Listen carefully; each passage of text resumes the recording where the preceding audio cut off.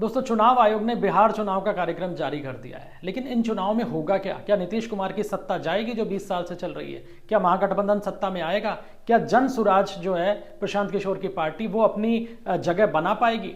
तमाम कोशिशें चल रही थी पिछले 2 महीने से बिहार की राजनीति को लेकर, लेकिन एक सप्ताह के अंदर कुछ ऐसा हो गया है जिसने पूरे बिहार विधानसभा चुनाव को बदल कर रख दिया है। जी हां, बदल कर रख दिया है। और ये बदलाव कुछ उसी तर्ज पर दिखाई दे रहा है जैसा हरियाणा में हुआ, जैसा महाराष्ट्र में हुआ और जैसा मध्य प्रदेश में हुआ। और ये बदलाव किसकी गणित खराब करने जा रहा है, इसी पे आगे चर्चा करेंगे। मैं हूं आपका होस्ट विकास शर्मा और आप लोग देख रहे हैं खरी खरी।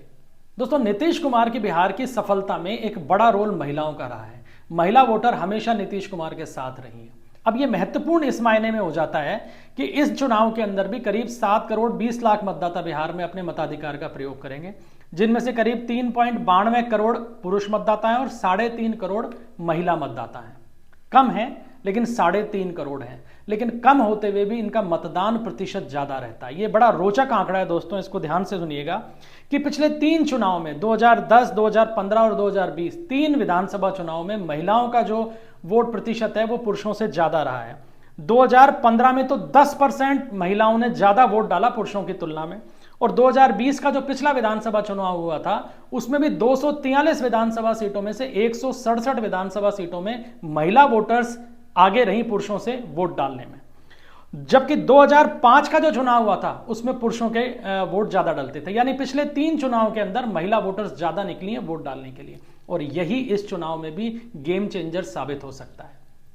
दरअसल नीतीश कुमार ने अभी हाल ही में जो योजना लागू की है, मुख्यमंत्री महिला रोजगार योजना, इसने बिहार की राजनीतिक माहौल को बदलना शुरू कर दिया है। इस योजना के तहत करीब 1.25 करोड़ महिलाओं को 10-10 हजार रुपए उनके खाते में डाले जा चुके हैं। और इस योजना के तर्क ये दिए जा रहे हैं कि ये प्रारंभिक रूप से 10,000 रुपए की जो रकम दी गई है, ये महिलाओं को उनका कोई रोजगार सृजित करने के लिए, रोजगार शुरू करने के लिए दी गई है।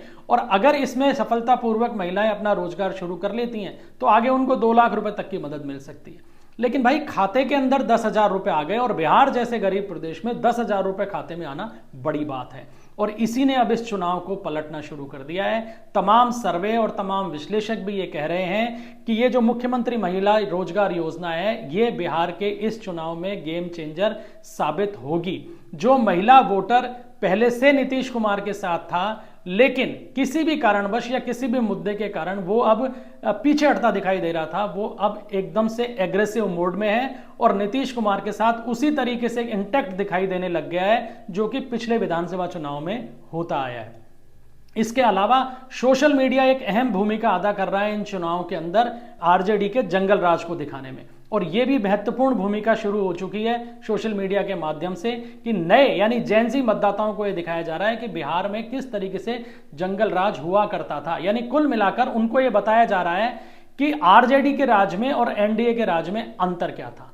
लेकिन इन तमाम चीजों से ज्यादा असर जिसका इस चुनाव पे पड़ता हुआ दिखाई दे रहा है और पड़ना शुरू हो गया है, वो है मुख्यमंत्री महिला रोजगार योजना। और दोस्तों, आपको ध्यान होगा कि मध्य प्रदेश में जो उस समय के मुख्यमंत्री थे शिवराज सिंह चौहान, उनके खिलाफ जबरदस्त एंटी इनकम्बेंसी बताई जा रही थी और उन्होंने लाडली बहना योजना को शुरू किया। एक मुश्त पैसा जाना शुरू हुआ खाते में, और स्थिति क्या हुई आप देख सकते हैं। यही काम महाराष्ट्र में हुआ कि बीजेपी और शिवसेना की जो सरकार थी उसके खिलाफ जबरदस्त एंटी इनकम्बेंसी थी, लेकिन मध्य प्रदेश की तर्ज पर लाडली बहना योजना शुरू की गई, एक मुश्त पैसा खातों के अंदर गया और माहौल बदल गया।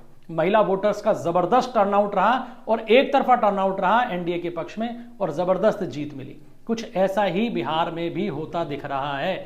महिला वोटर जबरदस्त तरीके से इंटैक्ट होना शुरू हो गया है बीजेपी के और नीतीश कुमार की पार्टी के पक्ष में, यानी एनडीए के पक्ष में।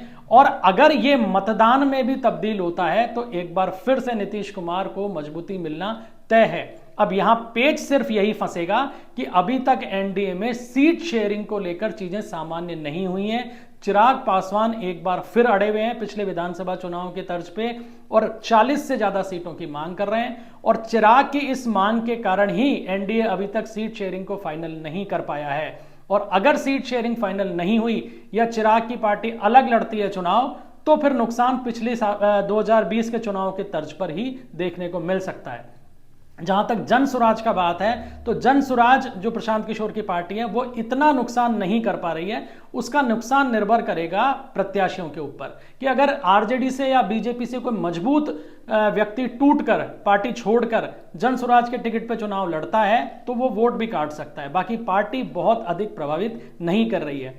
नुकसान तभी होगा जब चिराग पासवान डिस्टर्ब होंगे एनडीए से। तो कुल मिलाकर चुनावी माहौल सेट हो चुका है। महिला वोटर जबरदस्त तरीके से एनडीए के पक्ष में दिखाई दे रही हैं, लेकिन अगर चिराग ने माहौल बिगाड़ा तो नुकसान होगा, और अगर नहीं बिगाड़ा तो एक बार फिर चुनावी परिणाम जो हैं वो एनडीए के पक्ष में आ सकते हैं।